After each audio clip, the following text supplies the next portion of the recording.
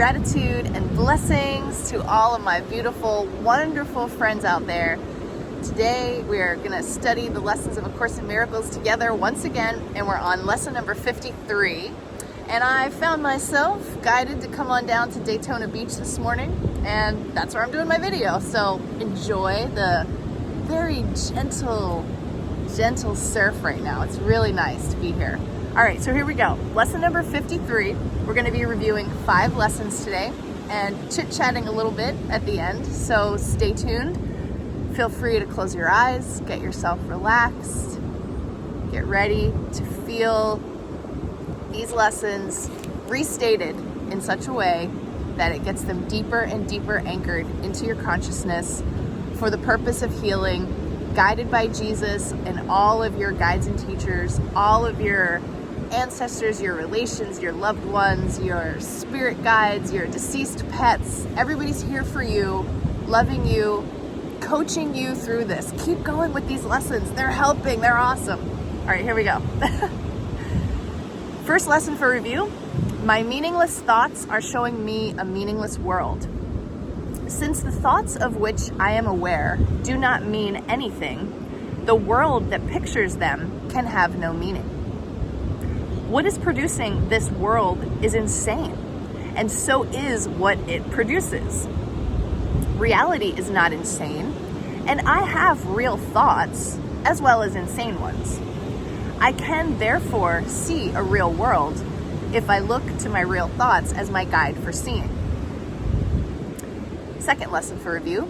I am upset because I see a meaningless world. Insane thoughts are upsetting. They produce a world in which there is no order anywhere. Only chaos rules a world that represents chaotic thinking, and chaos has no laws. I cannot live in peace in such a world.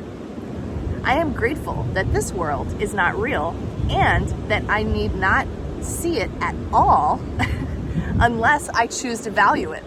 Very good to know, right? And I do not choose to value what is totally insane and has no meaning. Third lesson for review.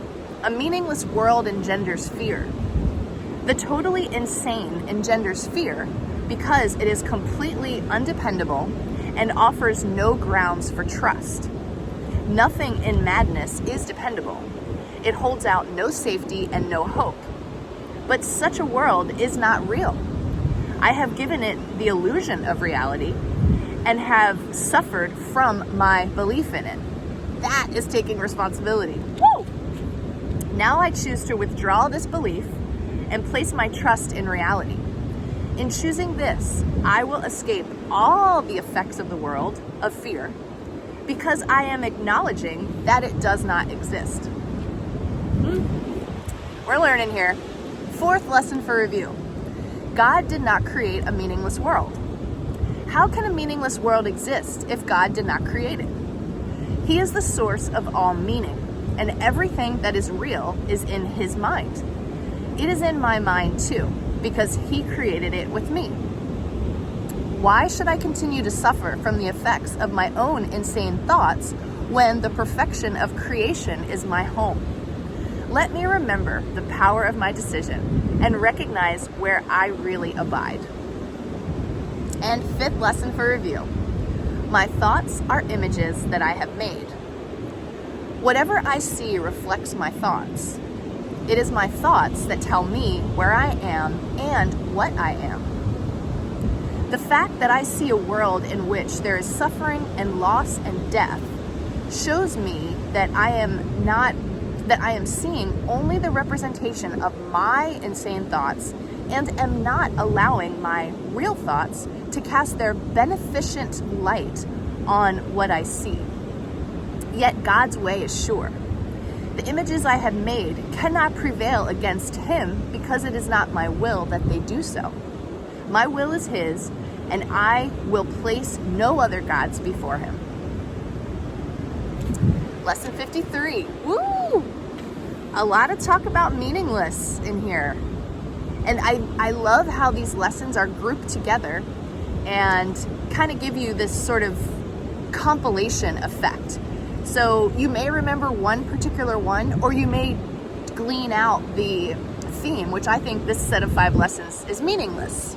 The meaninglessness of my meaningless thoughts, and everything that's inside of me is projected outside, and all of that. So what came to me this morning as I was doing the lesson and thinking about it was this idea that kind of like a metaphor, where our body is made up of trillions of cells, right? And if you were to just look at the palm of your hand, you can't identify one cell. In fact, it totally perplexes me that there's actually space in between the cells that make up my skin, as well as all the stuff going on inside my body, but let's just focus on the skin. How is it possible that all the blood and the bones and the stuff in there doesn't just like spill out? Like, how is this even solid? I don't understand. But anyway, my point is, we're made up of trillions of cells. And what Jesus is teaching us is that our minds are made up of a lot of untrue beliefs and untrue thoughts and things that we, just like identifying a cell from one cell from another on your hand, you can't do it. So what came to me this morning was a really relieving thought. Like, Sherry, don't try to find every single thought that is incorrect or an error or something unloving, because you're never going to. Like, there's so much programming and so much negativity that's probably swimming around in there. You're not going to be able to like isolate and differentiate. This is the one thing that I really need to correct in my mind, and so on and so forth. It's just this holistic consistency effect, a holistic effect of doing your practices consistently, that you don't have to go and individually identify certain fears, certain memories of the past, certain fears that you have about the future. It doesn't matter. Like, what we're doing with these lessons is we're going in and doing a holistic rebuild, a global rebuild. Every part of ourselves, mind, body, and spirit, is getting, and here's a bird passing over, thank you. We're getting upgraded, we're getting aligned. We're telling ourselves how much we love ourselves, and we're involving Jesus and the Holy Spirit. And I would say to you, all of your deceased relatives, whether you had a good relationship with them or not, call on them to help you release your perfectionism around your spiritual practice, if you have that, or maybe release your laziness, your lack of consistency with this.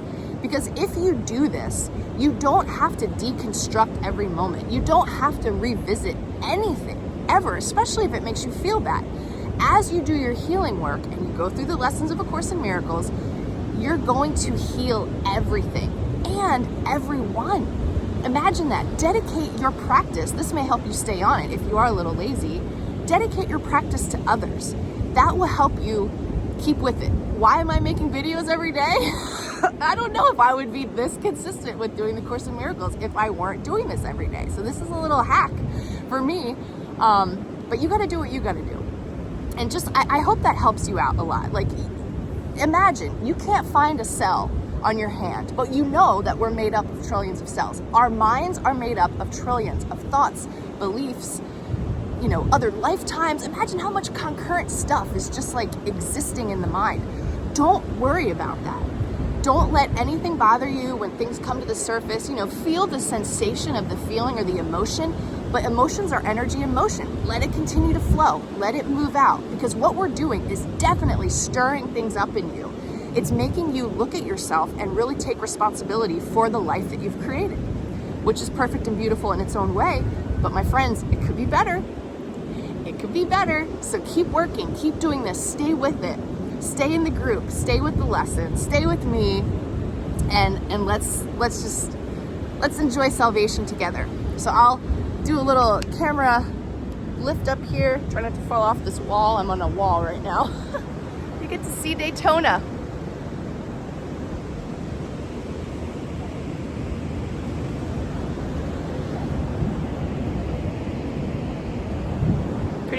Pretty nice view. I love you all very much. Thank you for joining me. Thank you for doing the practice with me. Thank you for trusting me. And I will see you somewhere tomorrow. Bye.